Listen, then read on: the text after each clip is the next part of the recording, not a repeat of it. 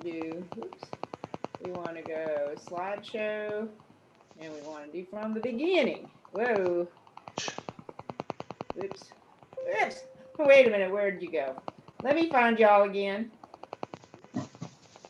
All right. We want to go slideshow. Where is that? What's our topic today? We want screen one. All righty. All right. Can you all see? Yes. The Yes. cover page. Fabulous. All right. Well, shall we get started then? Yes. All right. Well, thank you all for being here. Welcome to Live Life on Your Own Terms. We're going to cover in this first of two sessions, protecting your health and healthcare choices.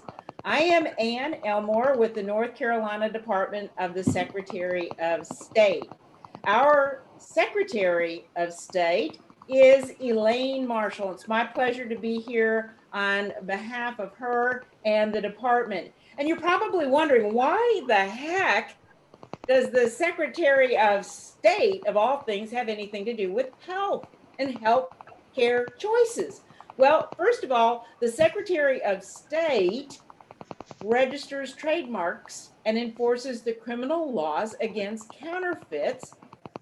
And we are the home for the Advanced Healthcare Directives Registry.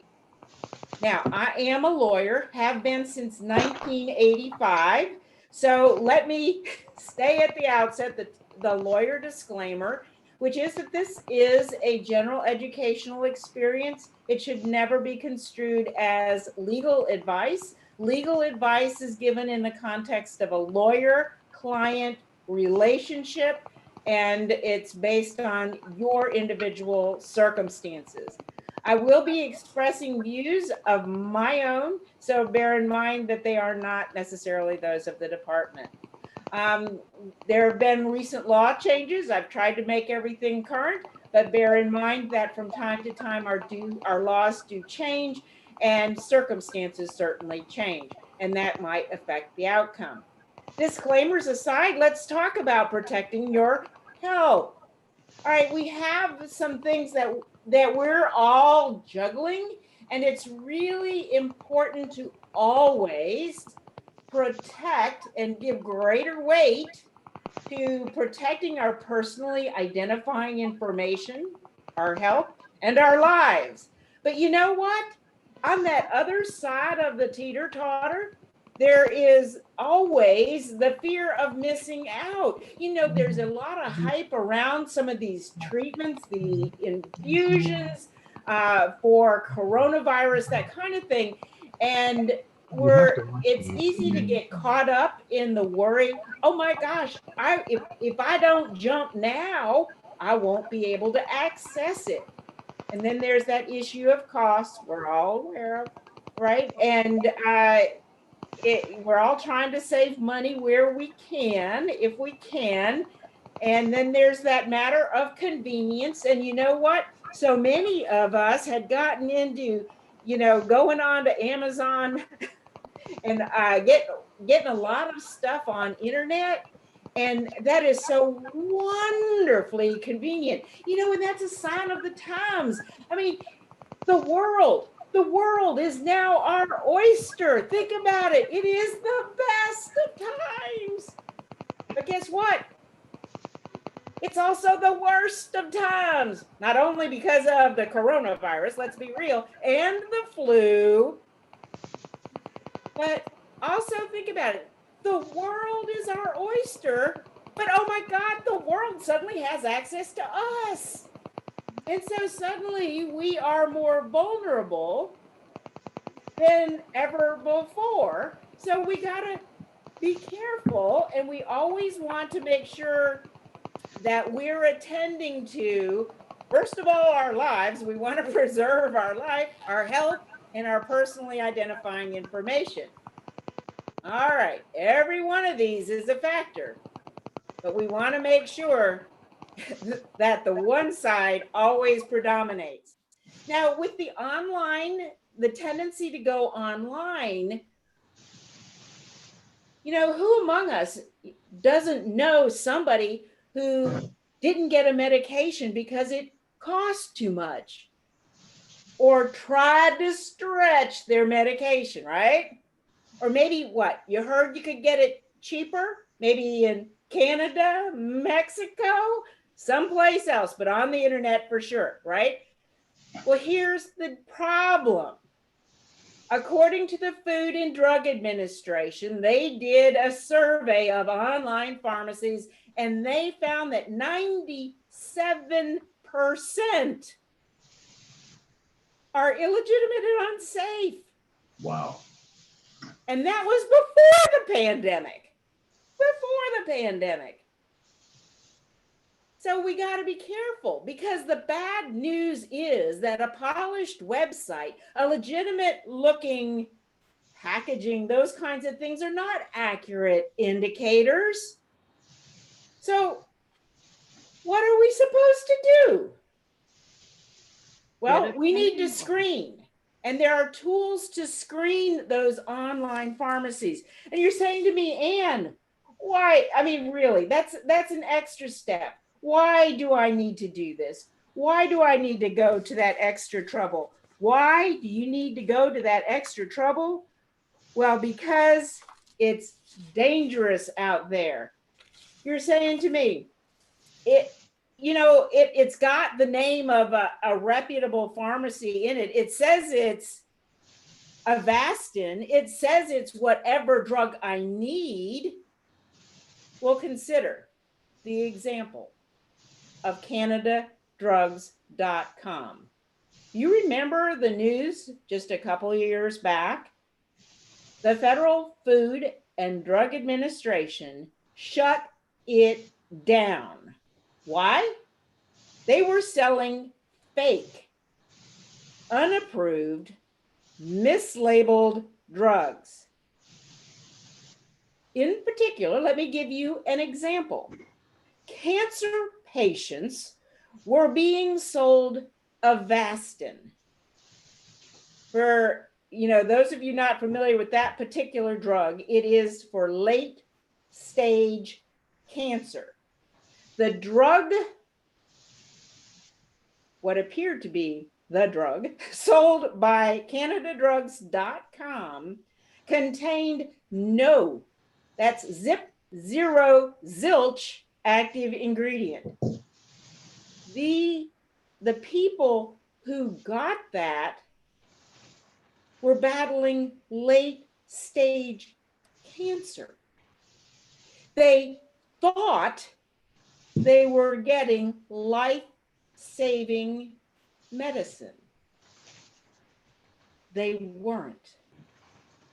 That's just one example of why we have to be cautious. We have to use screening tools. And when I say it's the best of time, it's because there are more screening tools. There are more aids out there than ever before. But knowing what they are, right? The environment is constantly changing. And these two are two that we recommend. Neither is associated with the pharmaceutical industry. All right. So they are tools, verify before you buy, and then of course, Be Safe RX. They are available to you to screen those online pharmacies. And with verify before you buy, what is so important that you do is when you find that drug that you need that is costing you too much out of pocket, even with whatever insurance you have, it's just too much, and people go online, and I bet you every one of us knows somebody who is going online looking for some other source of the medication. Be sure and block and copy that online address and put it into the verify before you buy website, and then check it. Check it. If you'll take that precaution, it's amazing the amount of harm you can avoid. And when I talk harm, I'm not talking just life. I'm not talking about just health, and let's be real, that's the whole reason for going there in the first place. But I'm also talking about your financial health, because if it's a rogue site, the problem is that they take your personally identifying information and then they sell it and they reuse it with the other or among the other fraudsters. So it's really important to check. And it's not just important to check there, but consider also checking the Food and Drug Administration website, especially in connection with coronavirus. We're all concerned about the coronavirus, and our concern is certainly fact-based. But the fraudsters have seized on that concern, and they're coming up with claimed coronavirus tests, vaccines, treatments.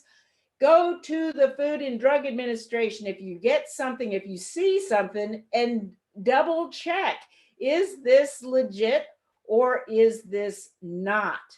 And here's another thing to bear in mind, and this came out just yesterday, so it's, if those of you who got the PowerPoint that April was kind enough to circulate, just yesterday, the Food and Drug Administration sent out the following warning, and that is about these, it purports to involve the sale of those Clorox wipes, you know, to make sure everything is safe, our surfaces are safe. Well, here again, the fraudsters are invoking the name of a trusted product. They've even incorporated it into their website name. So bottom line is you got to be super careful as to where you get your products, especially your drugs, but certainly any kind of anything related to the coronavirus, because there are so many scammers out there. Now, the scams and the fakes are not just limited to online activity. These are counterfeit goods that have been seized in North Carolina. Look at that list: batteries, electrical cords, airbags, perfume, headphones, earbuds, toothpaste. How much is a tube of toothpaste? I mean, really, all of these things. Gone are the day, and knockoff is too kind of a word here. Gone are the days where we're just talking about handbags and clothing, that kind of thing. Now we're talking about everyday products that we all use. So be careful the sources where you get these things, because you say, well, what can be the damage or danger of batteries or electrical cords? Well, Secretary Marshall has one that's been seized in one of these raids, and it just lights on fire. It is not your typical electrical cord that would be manufactured to standard in the United States. It's a fire hazard. So there are real consequences to fakes. And if you come across any of them, we urge you to report them. We have a anti-counterfeiting task force. And although our actual police officers on staff are few in number, what we do is we have annual conferences and we train officers in all the jurisdictions that will send officers to the training, and they become members of the task force. And so they enable us to do more. But if you ever become aware of a counterfeit or a suspected counterfeit, this is Derek Wiles, Agent Derek Wiles's personal cell phone and his email address. So you can always reach out to somebody in the Secretary of State's office for help. And you can go to our website. Think SOS help, SOSNC.gov. Gov. And you can report fakes and counterfeits that way too. And remember, always go to the Food and Drug Administration and report problems also. And sometimes people tell me, well, Ann, I don't get a result. They're not going to bring a lawsuit on my behalf or something like that.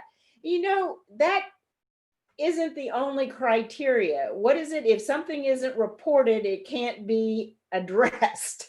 And, it's knowing where the problems are and putting out the warning. And we all try to do everything we can to stop the bad conduct. But if we don't know about it, whether it's the Secretary of State, your local police, and bear in mind, the local police do a darn good job, but they can't be expert in everything, right? And that's why I'm so glad that April and Ingrid are having the Secretary of State's office to your Friday morning coffee chat, because you don't necessarily know what you don't know, right? And the Secretary of State, SOS, can help with those counterfeits. All right, so whoops. Now, let's turn our attention to our healthcare choices. We do have a choice and we do have a voice, but there's a big if that goes along with it. We got to use it. And we say, well, I'll use it. I'll decide what I want when it's time. When it's time. Well, when it's time, it's too late. When you're in the hospital in a bad way, it's often too late.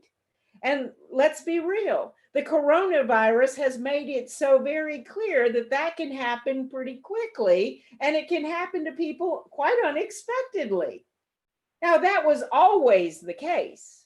Think about it. I'm a retired assistant district attorney. For 29 years, I prosecuted crime. I'll tell you what, not a single one of my victims ever woke up in the morning and said, I'm going to be a victim today. You know what? Nobody wakes up in the morning and says, I'm going to be in an automobile accident today. The bottom line is we have got to plan and express our choices while we can, because life happens. And we want what we want when the time comes. And we never know when that time comes. All right, and the way that we do that is through advanced care planning. And if you think I'm just talking to this group thinking it's just for you, no, it's for all adults. But we as seniors, and I am a senior too, it's for all adults. And we as seniors, the elders, can lead by example, by telling our families, this is what needs to be done. I've done it. You show the way. You can talk about your own plans and should, and that makes them easier and more likely to be implemented. So let's talk some more about that. Well, advanced care planning, simply put, is an opportunity to exercise your right to control decisions regarding your medical care. No matter who we are, we may have different views as to what we want and do not want. In this age of incredible experimentation and medical science can do all kinds of stuff, and they can prolong life for quite a while in most circumstances. Not talking about quality of life, but they can prolong it. And that's a personal decision, what it is that each of us wants. All right. And then we also have an opportunity to select who will speak for us. Who will speak for us? And think about it. You don't want it to be just who happens to be there at the time, who happens to be available. You want the person who's going to be your spokesperson. You know, the one that will send the steak back if it comes out wrong. You want somebody who will stick to it and get what you want. All right. But to get what you want, you have to express what you want and who will be your spokesperson. And the fact of the matter is, these things aren't self-executing. And we say, well, my family knows what I want. Why would they? Think about it. Did they even remember necessarily what hints you've dropped about, a birthday gift or some such as that? No. The odds are they don't. And the fact is, most of us don't talk about it in the normal day-to-day affairs, although coronavirus may have changed that for some of us. The bottom line is they got to be created. And not just do they need to be created, that is, you got to think about them and put them down on paper, but they got to be easily and quickly obtainable. When I go around in the before times and talk with people, sometimes I get somebody who can actually pull it up out of their purse. Now, this purse is the size of a refrigerator, just like mine, and I get that. But the fact of the matter is that isn't norm. That isn't everybody. And it's got to be easily and quickly obtainable. And they have to be reviewed and updated from time to time. It's just like so many other things.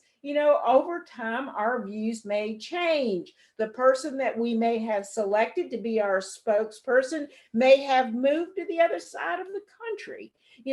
All kinds of things can happen. And the bottom line is they got to be acted upon.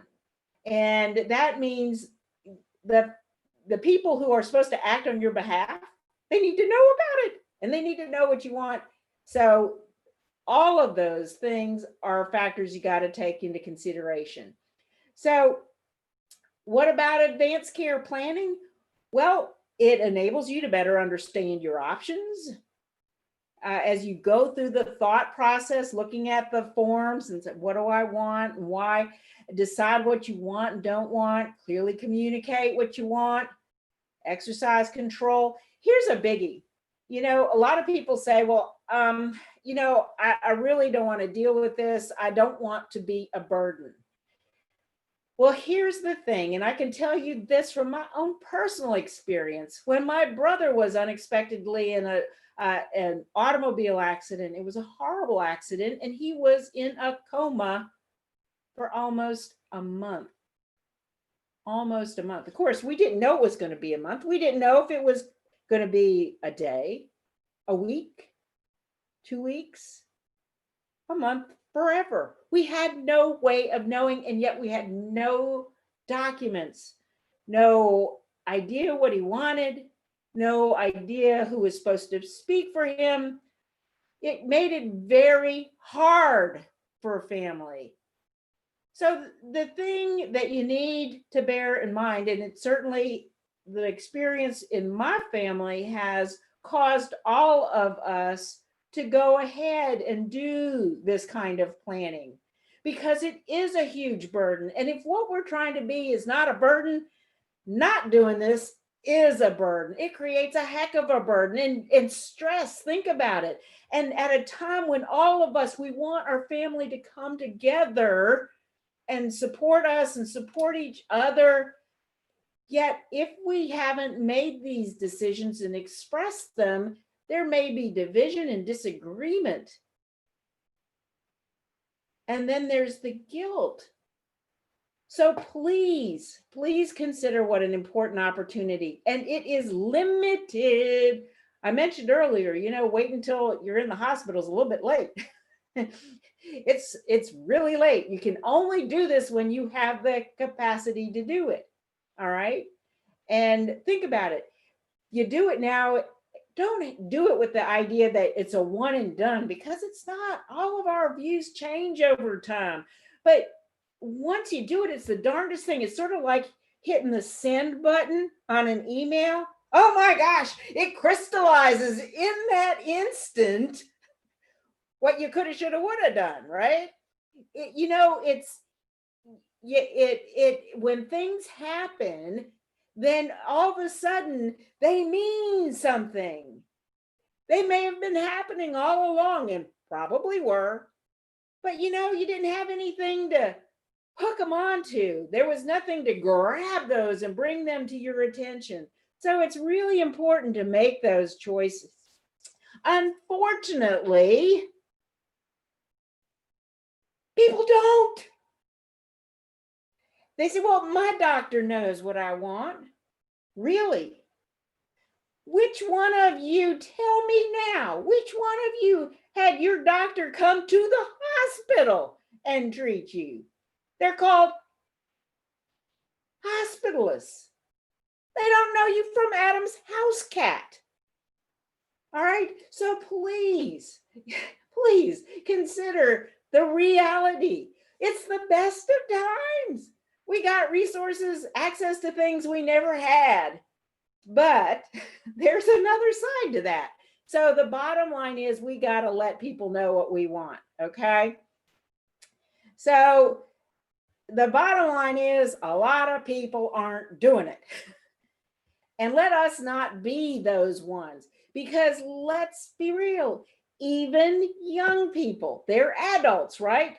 Do their parents get to call the shots anymore? No. So when they go to the hospital,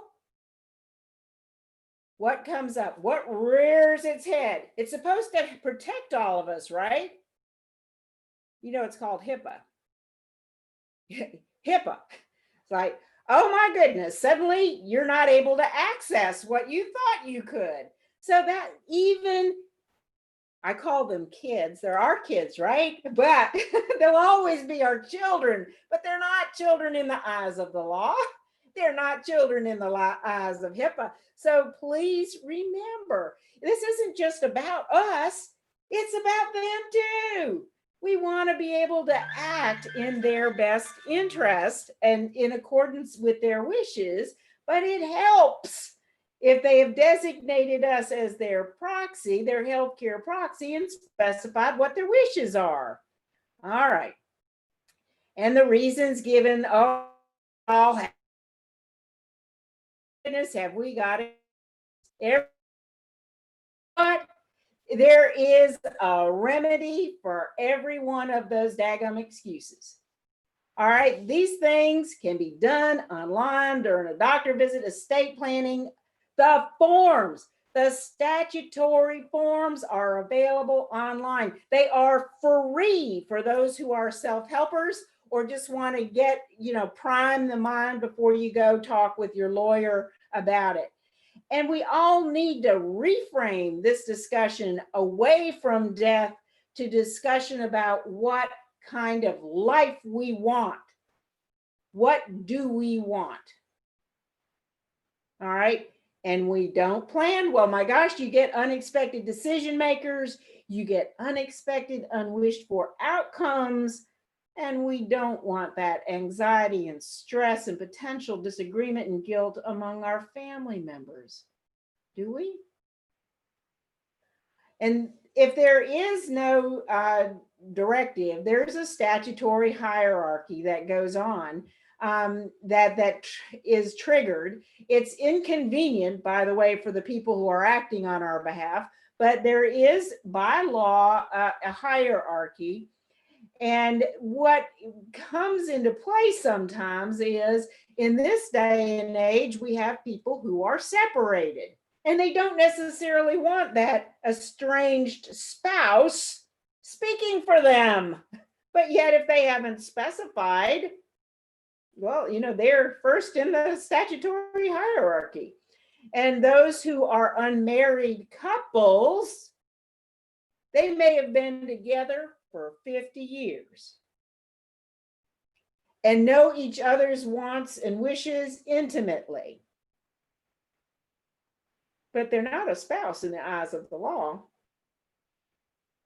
And they're not in that statutory, they're not topmost in that statutory hierarchy. They're well down.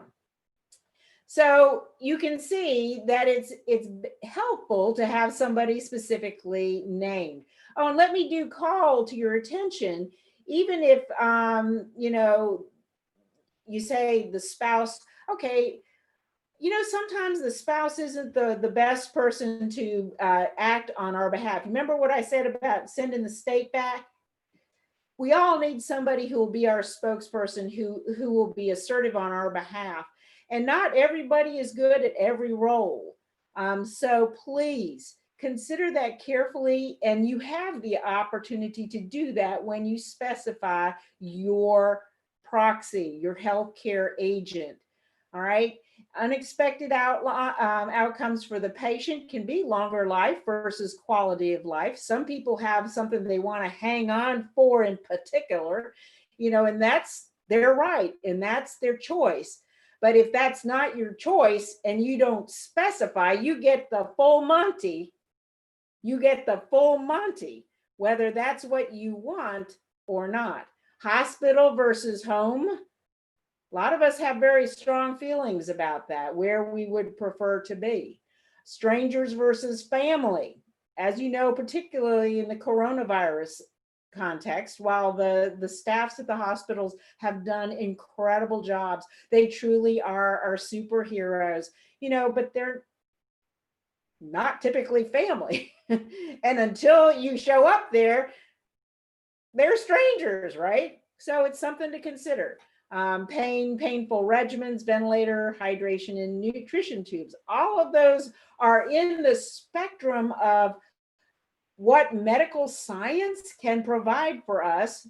But the question is, what is it that we want that is consistent with our values? All right. We don't want our loved ones to have difficulty, uncertainty, stress, disagreement, and guilt. Bottom line is, you can specify your wishes, and we have the Health Care Directive Registry where you can place them. It was established in 2001 by state law. And here it is, an opportunity. Our legislators, our lawmakers gave us all an opportunity to know where the documents are, where they won't be misplaced or lost. We've had people say that they keep their important papers in the safe deposit box. You tell me, what safe deposit box is accessible when bad things happen, usually in the middle of the night, the weekend, or a holiday, right? How can you access those documents? And think about it. The documents need to be available at the point when they're needed. Well, the important factors, because everybody's concerned about privacy, even though it is a government housed registry, those documents are only available if you give your file number and passcode to somebody. That's the only way. Those records are not subject to disclosure under public records laws. Some of you with this recent election probably were surprised to get mailings from people who claimed that they are mailings indicating, well, you haven't mailed in your ballot yet. That was a bit shocking. But yet, a lot that is in the public record is accessible under, public records laws. Not this. This is strictly accepted from those laws. They're private. Only the people whom you give access can access those documents.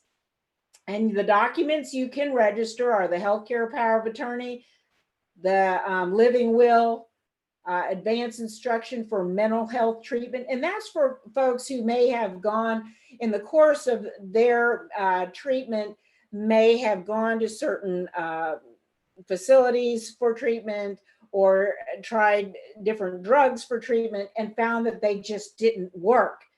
Well, like I said, you know, in a crisis situation, you don't know what you're going to get, right? So you want to make sure that if that is your situation and you know certain regimens, certain facilities, certain treatment regimens do not work, then this is an opportunity to set that out.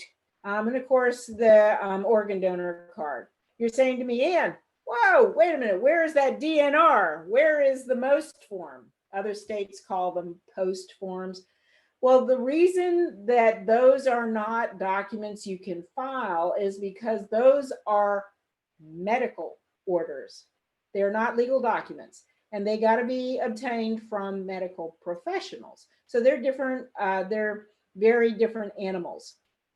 Okay, all these documents that I've mentioned are statutory forms. Now, the lawyers that we hire, and certainly I'm one of them, you know, the lawyers can tweak them and change them up, but there are statutory forms that you can use, and they are available lots of places. Just two of the places are the Secretary of State website and the Department of Health and Human Services website. And I mention these government websites for North Carolina because the laws in each of the states is different. The laws in each state are different. We learn that in the context of elections, right? Well, the laws of each state are different with respect to advanced care planning documents.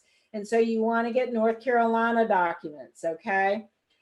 Lots of non-government sources. I mean, a ton of them. And some of you may have talked with legal aid about them. Lots of sources of these documents. Bottom line is North Carolina documents. Okay, and they can be done for a fee and they can be done for free. All right, and you all have coming to you an advanced care planning facilitator. So that's coming up, and we'll have a slide about that from your own, from the Caldwell County Senior Center website. Just wanted to bring that to your attention. There's lots of options, okay? To put your documents in the state registry, it costs $10 per document. There are no renewal fees, unlike private registries, and there's no fee for withdrawal of the document. And why is there that $10 fee? Well, it's because taxpayer money does not support the registry. Our lawmaker said, we'll create this. We think it's a value for our citizens, but the taxpayers are not going to pay for it. So it's paid for by that document fee.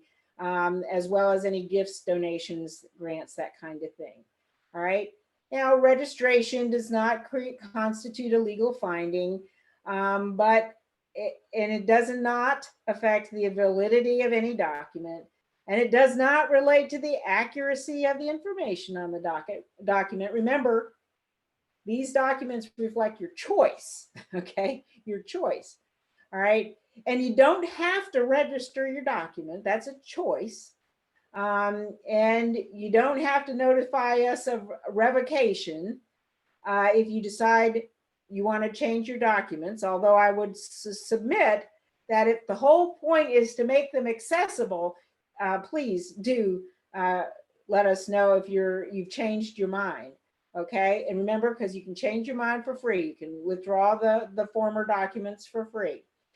It's easily done. All you got to do is print out the registration form. You go to help.sosnc.gov, and it's just print it out, fill it out, and then provide the documents to be registered. Remember, you don't have to send your originals.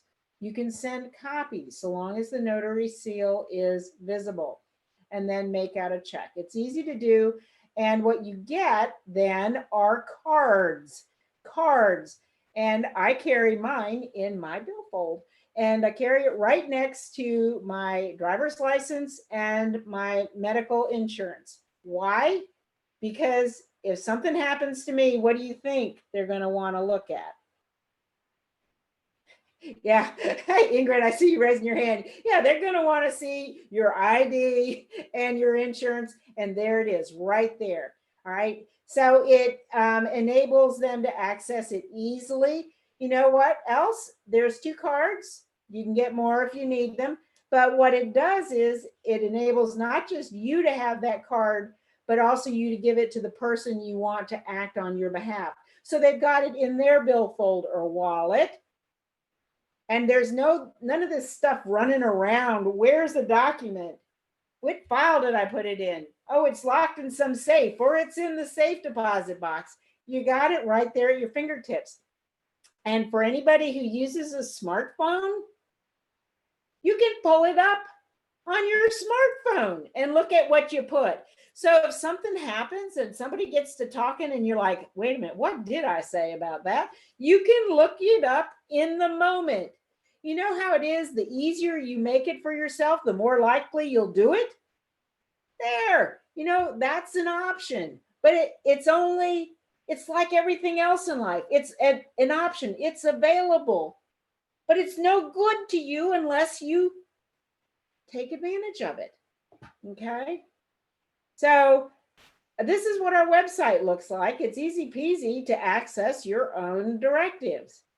And remember, if you use this, it really makes it easy for you to not only express your wishes, make them readily known to others, but you can examine your own wishes, you can share them.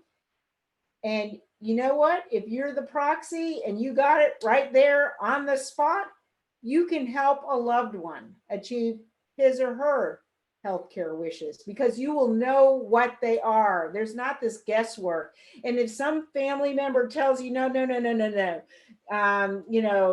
they are recommending a different course on this, then you have it right there. You say, no, this is what he or she wanted. This is what mom wanted. This is what dad wanted.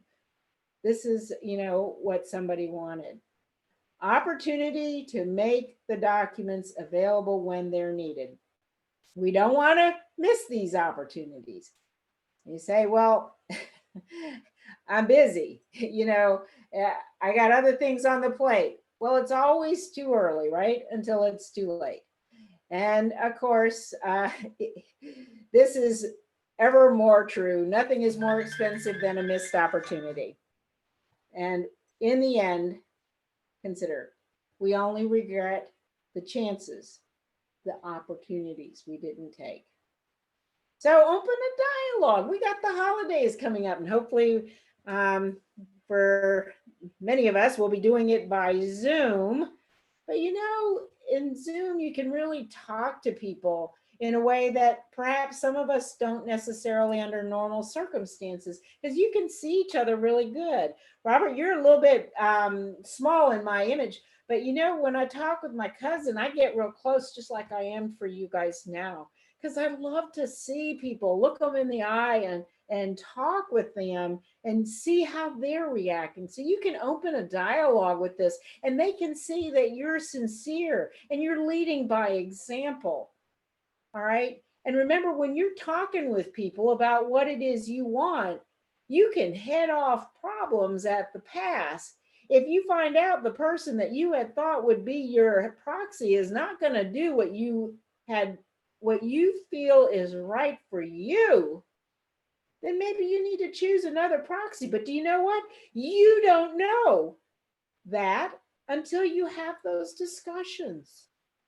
And you know what? It's a lot easier for family to accept whatever your choice is, to be comfortable with it, if you share it ahead of time and they're not finding out at the last minute, okay? It just makes it easier, less stressful for everybody. They know what the plan is. And if you have any questions or you need more information, this is how you get it. Now, that's a long email or address there, but remember, you can always get where you need to go by reaching out for help. Help! SOS! NC.gov. and then you'll see the hot button for the Advanced Healthcare Directives Registry. And I mentioned, I'm so delighted you guys have advanced care planning workshops coming up. Yes. All right. So please consider these. They're wonderful opportunities to run by people. What does this mean really? And get those questions answered. When you go into the hospital for, let's just say, elective surgery, let's going to put it on a positive note here. You're going in for elective surgery, and they ask you, do you have your advanced directives? And you're like, what? And you're thinking about that for the first time. That's not the time.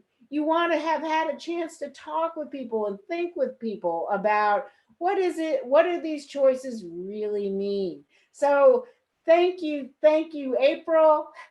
Thank you, Ingrid, for the work that you are doing, making these opportunities available. And you'll notice that I've plucked this from your newsletter, and I don't know where to turn. Thank you guys for doing all that you're doing with these, the Facebook, the Zooms, and also your newsletter and in person. You'll notice under legal services in the newsletter, it does say Secretary of State. And yes, indeed, we are here to help. Today, we covered health and health care, guarding against counterfeits and frauds and reporting them, screening out online pharmacy risks, and also our Advanced Healthcare Directives Registry, its value in ensuring access to your choices. And remember, you can always access the statutory forms on our website for free. Now, thanks to April. Thank you very much for an opportunity to come back, and let's talk about keeping you financially safe, checking out those financial professionals, the ones you know and those you don't. You probably thought to yourself, well, why would I check somebody I know? Because in these times especially, there are things you can find out, things that you should find out, especially before anything goes crosswise. Even those of us who grew up using Better Business Bureau isn't for everything, and it's not for financial professionals. And so there are now tools that you can use, and there are additional tools that you can use to ensure that the investment opportunities, the good that you're putting your money to, the charities, are actually doing the good you intend to do. So that's for next week. And I invite you in the meanwhile to share any questions, fraud related questions. April, am I out of line to say if there's any fraud questions that you have, to share them with you, share them with me, so we could pull together future sessions, maybe with other agencies, to come in and give guidance on other types of scams? That would be fantastic. Yeah, we would be happy to do that. All right, fabulous. So please feel free to reach out and connect with me. I am accessible. I mentioned to you, for 29 years, I was a prosecuting attorney. I dealt with crime victims, people who had already been hurt. It's darned hard to put Humpty Dumpty together again after Humpty Dumpty has fallen off that wall. But we can do a lot. These are the best of times in terms of resources to protect ourselves, to empower ourselves to do good, to live life on our own terms. Now, do any of you have any questions? Robert? Mary? Unmute yourselves. Yeah, I muted because there was some feedback. So Anybody? yes. All right, you know how to reach me if you do have any questions. And I'll be back next week. In the meanwhile, Irv, did you have a question?